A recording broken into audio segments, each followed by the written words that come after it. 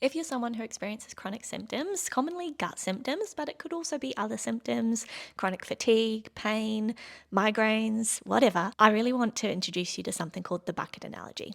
The bucket analogy is something I use with so many of my clients because what I find is that when people come to see a dietitian, often they expect to put so much pressure on food as the sole cause or perhaps the sole treatment for their symptoms.